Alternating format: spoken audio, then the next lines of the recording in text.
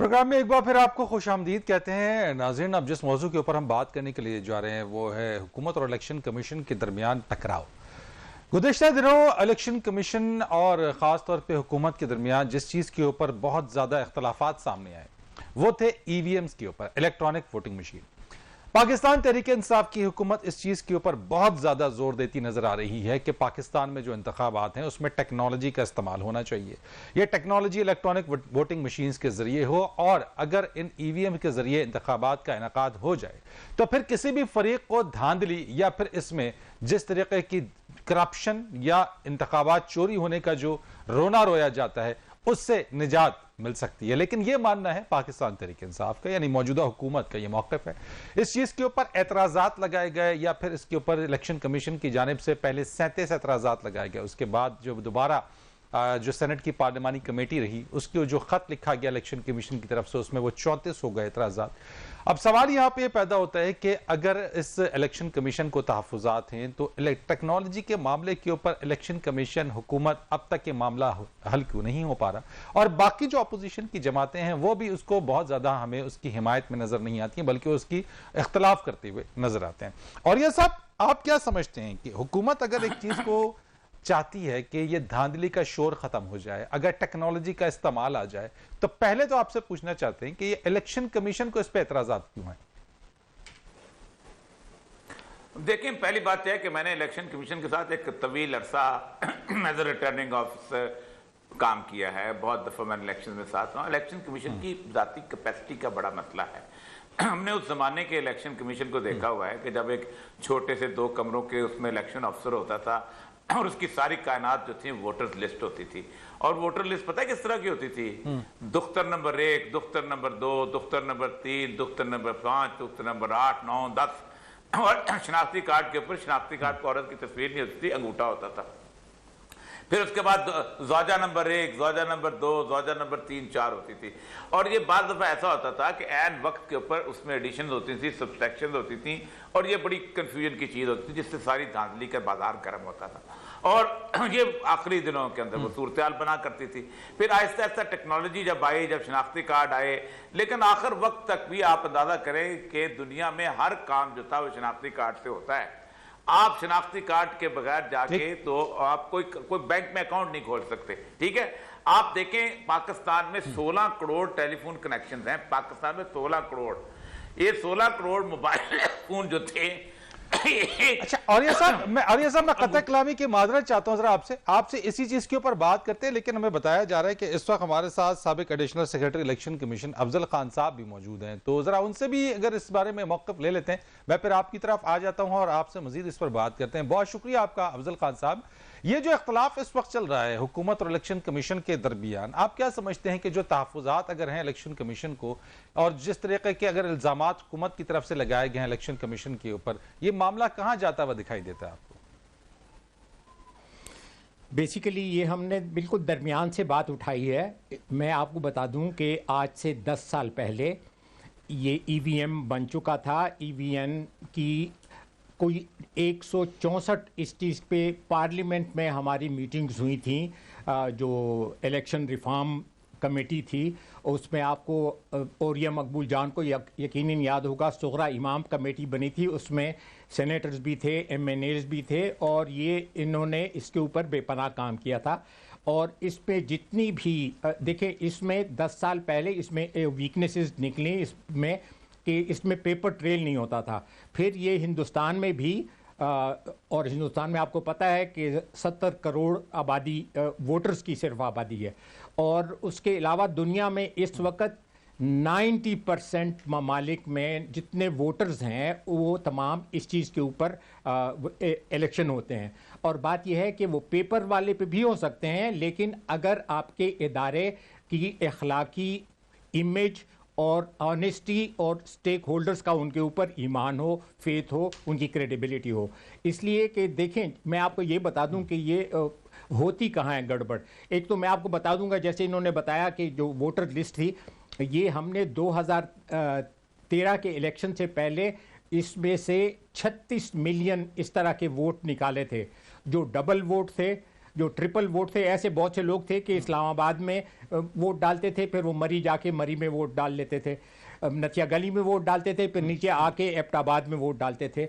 इस तरह के 36 मिलियन वोटर वो जो हमने उसमें से जाली डबल वोट और जो डेड वोट्स थे वो निकाले और हमने एक लिस्ट वो कंपाइल की। तो मैं आपको ये बता दूं कि अमेरिकन एम्बेसी, ये पहली दफ़ा मैं बता रहा हूँ, उन्होंने कहा कि जी ये हम इस प्रोग्राम के लिए आपको पैसे देने चाहते हैं।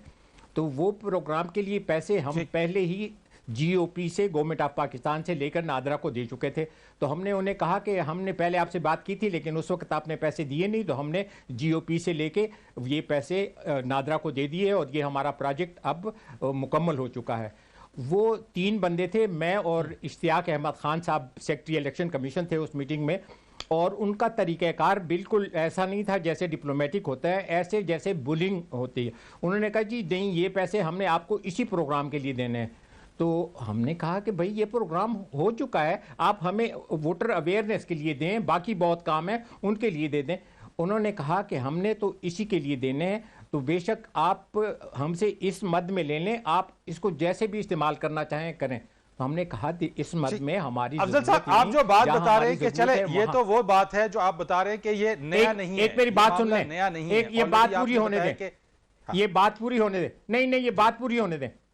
ये अच्छा, ये ओरिया मकबूल जान को, ये मुझे पहली दफा चूंकि इनकी सोहबत में बैठा हूं तो ये मैं शेयर कर रहा हूं कि वो, और उसके 1-2 हफ्ते के अंदर जंग अखबार में आया कि अमरीकी हुकूमत ने या किसी के वफाकी सेक्रेटरी इलेक्शन कमीशन को तब्दील किया जा रहा है। शुक्र है कि जरदारी साहब ने उस पर स्टैंड लिया, वो तब्दील नहीं हुए। लेकिन बात यह कि जिस तरह ये बुली करते हैं, इस तरह जो बड़ों की जो दोस्ती है, इससे अल्लाह ताला महफूज रखे। अभी मैं आपको बताता हूं कि ये जो ईवीएम है, इस पे ये इलेक्शन कमीशन का काम है। और मैं ये आपको बता दूं कि इलेक्शन कमीशन में एक बहुत बड़ा आईटी विंग है, और ये आईटी विंग आज से हमने बनाया था, हमारे वक्त का है। अब उसमें डायरेक्टर जनरल हैं, बेपनाह डायरेक्टर्स हैं, डिप्टी डायरेक्टर हैं, असिस्टेंट डायरेक्टर हैं, सैकड़ों उनकी फौज जफर मौज है। अगर ये इन्होंने ईवीएम और टेक्नोलॉजी को एडॉप्ट नहीं करना तो उसके बाद फिर इस विंग की क्या जरूरत है वहां पे।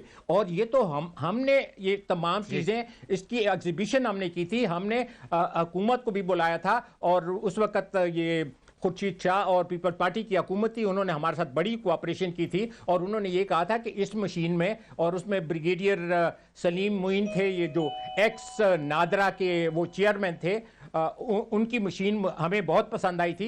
उसमें ये तमाम चीज़ें थी। उसमें ये भी था कि जो पेपर ट्रेल वाला जो एक वीकनेस जो बाकी में नहीं थी, वो भी उसमें थी। तो ये वो काम है, मैं आपको ये बताना चाहता हूं कि इलेक्शन कमीशन ने करना है। टेक्नोलॉजी वक्त के साथ साथ अगर आप नहीं अडॉप्ट करते तो आप दुनिया से पीछे रह जाते हैं। और दुनिया से पीछे नहीं, पाकिस्तान में मैं आपको बता दूं, लेकिन जो एतराजात लगाए गए वो तो दूर करना पर हुकूमत का काम है ना। मेरी बात सुने, ये तो उल्टे बांस बरेली को, ये तमाम चीजें हमने, ये रिकॉर्ड पे वहां मौजूद है कि ये वो चीजें हैं जो हमने इलेक्शन कमीशन ने अप्रूव कर ली थी। या तो ये कि उस वक्त का इलेक्शन कमीशन गलत था या आज का इलेक्शन कमीशन गलत है। ये वो प्री अप्रूव चीजें हैं। पहिया इजाद हो चुका है, पहिए को दोबारा इजाद करने की कोई जरूरत नहीं है। और बात यह है कि इलेक्शन कमीशन क्यों इसमें रोड़े अटकाएगा, बात यह है। और उसके बाद ये जो वज़रा के साथ इन्होंने, देखो इलेक्शन कमीशन एक सोबर इदारा होता है, हम अभी भी मेरा इदारा है, मैं नहीं चाहता कि उसकी तज़हीक हो, तौहीन हो, लोग उसका मजाक उड़ाएं। वो जो उन्होंने एतराज़ात लगाए, एल्फी वाले डाल देंगे, घर में आप छुरी ना लाएं, बच्चे हाथ काट लेंगे, मतलब ऐसे औरिया साहब, मैं औरिया साहब की तरफ से चलता हूं, जो आपने पस मंजर बताया चीजें कि औरिया साहब, अफजल खान साहब कहते हैं कि पहिया इजाद हो चुका है, और जिस चीज की रेफरेंस उन्होंने दिया कि बड़ा आईटी विंग वहां पे मौजूद है। देखिए, बात तो अफजल खान साहब ठीक कहते हैं कि ये जो इन्होंने, हुकूमत क्यों इस वक्त मसला बना रही है। हुकूमत का मसला यह है कि टेक्नोलॉजी बिल्कुल ठीक है, होनी चाहिए, सब कुछ होनी चाहिए। वो कहते हैं नहीं, मिनिस्ट्री ऑफ साइंस को बीच का पंगा होना चाहिए क्योंकि हम बड़ी चीज़ हैं, फिर नादरा का पंगा होना चाहिए, वो उसके कंप्यूटर है। मसला ये नहीं है, मसला ये है कि या तो ये सारे के सारा जो कुछ ईजाद इन्होंने किया है ये इलेक्शन कमीशन के हाथ में पकड़ा दें और कहें कि आप इसके अंदर अपना जो डाटा फीड करना है, जो कुछ करना है उसको करें और इंडिपेंडेंटली रन करें। ये नहीं हो सकता कि गवर्नमेंट की अभी तक इलेक्शन में दांधी क्यों होती है। मैं एक वजह बताता हूं, کہ الیکشنز کے اندر جو ریٹرننگ افسر ہم لگاتے ہیں سیشن جج افضل خان صاحب کا موجود ہیں، ان کو الف بے کا نہیں پتا ہوتا پاکستان کے اندر کسی ضلع کا، وہ ڈیپینڈنٹ ہوتے ہیں ڈپٹی کمشنر پر، ایس پی پر اور ان لوگوں پر. ان کو یہ بھی نہیں پتا ہوتا کہ کون سا ٹیچر کس کے ساتھ ہے، کون سا اس کی افیلیشن کس کے ساتھ ہے. رات کو پولنگ سکیم بنتی ہے، آنکھیں بند کر کے سائن کرتے ہیں، پولنگ سکیمز کے حساب سے ان کے لوکیشن کا کچھ پتہ نہیں چلا. تھوڑا بہت پتہ بھی ہو تو سیشن جج کچھ کر نہیں سکتا، اس وقت کیا کر سکتا ہے بیچارہ. ایک دن کے پہلے کے اندر وہ ساری سکیم جب بیوروکریسی نے کی ہوتی ہے. یہی مسئلہ ہے، بنیادی مسئلہ. اور یہ سب ایک کہ بریک میں نے الیکشن لینی ہے، کمیشن کو مکمل ایک میں نے اختیار بریک کرتے لینی ہیں. ہے. ٹھیک ہے، ایک بریک لینی ہے، یہیں سے بات مزید کریں گے. ذرا سا افضل خان صاحب آپ کا شکریہ ادا کرتے ہیں، ذرا آپ کا بہت شکریہ، آپ نے وقت دیا. ایک بریک لیں گے، بریک کے بعد آئیں گے تو اوریہ صاحب سے اسی چیز کے اوپر ذرا مزید گفتگو کریں گے ایک بریک کے بعد.